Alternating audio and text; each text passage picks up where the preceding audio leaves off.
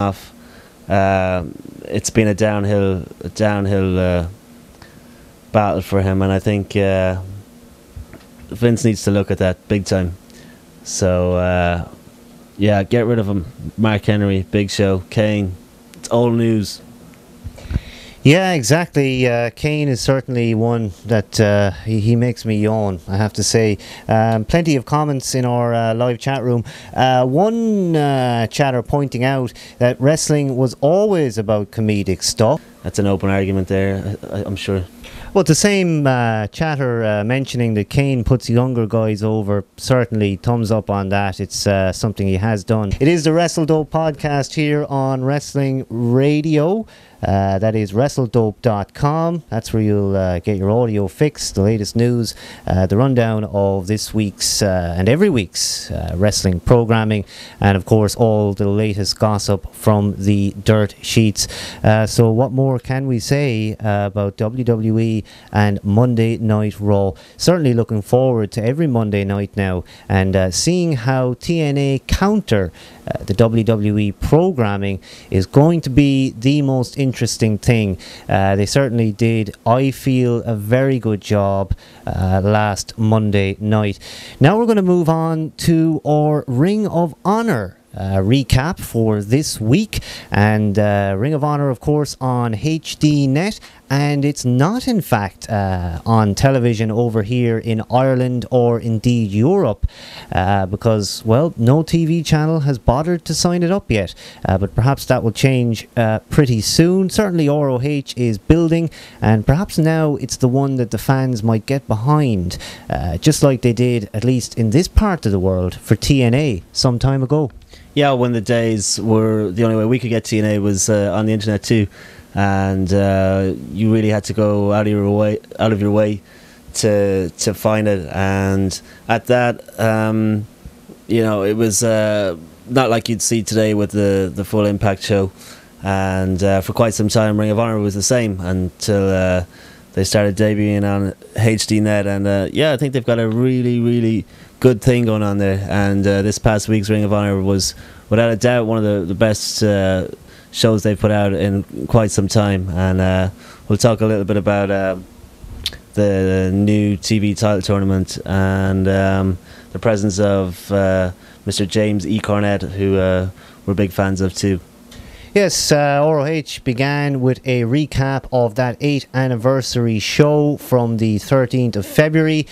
Tyler Black was chatting to some peeps backstage, and then Cornette comes along, shoots at him, saying, what good does he do for Ring of Honor? Now, one thing that certainly struck me immediately, I'm not quite that much of a veteran from watching ROH. I haven't seen it much, but I certainly know a lot of the names when I'm given a reminder, which is something that they didn't do this week. A lot of guys came on screen very quickly, no titles, no names. It was hard to identify them, and that's certainly something that I'd like to see addressed, is for the guys' names to be more visible, so that I can start to learn who these guys are. I'm brand new to ROH, you know. It's been quite a while since I've paid any attention to it, but it's getting better and better. The product looking great now on HD Net. As I say, it would be nice to know more about the guys. Austin Aries, he was shooting, saying that he wants a rematch. Of course, he was at the bad end of a loss there, and at the 8th anniversary show. Cornette spoke a bit about that Big Bang pay-per-view on the 3rd of April that's coming up in Charlotte, North Carolina. That pay-per-view is really grabbing my attention. I'm not sure if it's just Jim Cornette speaking about it, but he's the right guy to promote this. Yeah, I think the constant referral to North Carolina and the Big Bang sells itself. We all know a big wrestling town, definitely, and a lot of big names from the Carolinas with Flair, Hardy and whatnot. But yeah, it made me curious, and it made me go, you know, I think I'll see if I can actually get this over here, and if it's available on this side of the world. You know, he was really selling it well, and the card looks pretty good too, with this triple threat match for the world title. I like all three guys. Austin Aries, Roderick Strong is terrific, and yeah, Tyler Black again, the current champion. So yeah, I'll watch it definitely. Certainly the Big Bang pay-per-view coming up on the 3rd of April is going to be interesting. You can in fact watch it live. In fact, wherever you are, a new development there, at least for us international viewers, not having a chance to see much ROH live, and certainly we would choose to if it was possible. Now indeed it is, with Go Fight Live. They have the pay-per-view coming up. You can subscribe there. I believe it's not that much to pay for it. Certainly not the $40–50 that WWE would have you pay. Now Tyler Black will defend his title then. We found out that. Of course, we had a lovely red hair valet who took out his belt, and certainly lovely looking woman there. Yeah, the belt looked nice, and yeah, she definitely made it look nicer. And it'll be interesting to see who comes out on top with this TV title.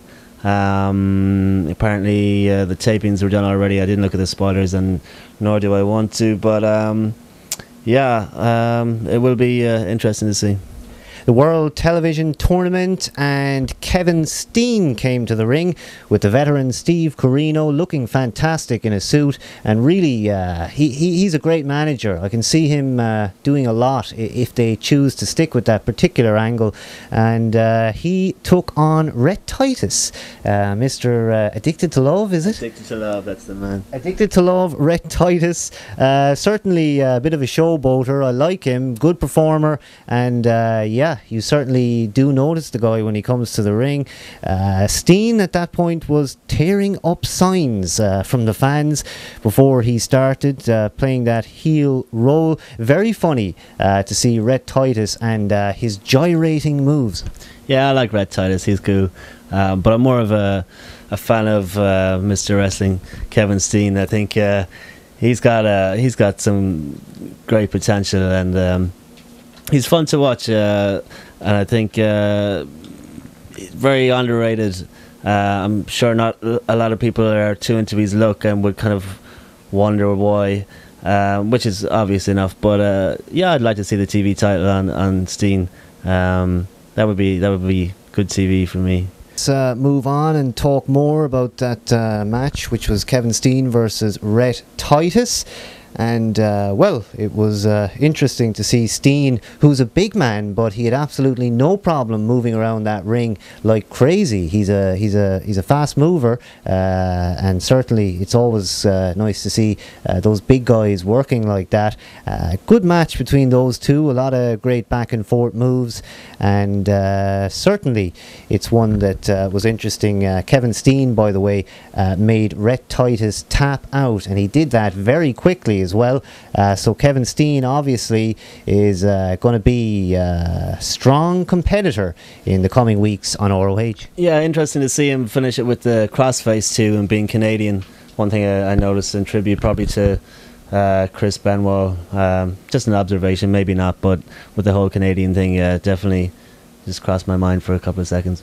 Certainly, we had a Prince Nana promo. I hope I pronounced that right. I don't think there's any other way you can pronounce it. Haven't seen this guy working yet, but promo was interesting. Kind of reminded me of when Booker T suddenly got that African accent in TNA. But at least I think Prince Nana looks a bit more genuine. Yeah, oh Booker, I miss Booker. Yeah, Prince Nana. They have some, I don't know what it is, it's some little kind of alliance thing going on there, and a lot of money, and it would be good to see Skullcrusher Rasche Brown in with that mix. Definitely, I think it would work well having someone like Nana beside him, because that guy's a monster, and good to watch. Certainly, Skullcrusher Rasche back on the program again this week, and we're big fans of Skullcrusher. He seems like a guy that he could go far, and I'm not sure where we're going to see him in future on the ROH card. Perhaps the main event is calling. Yeah, I think he's definitely got the look for it.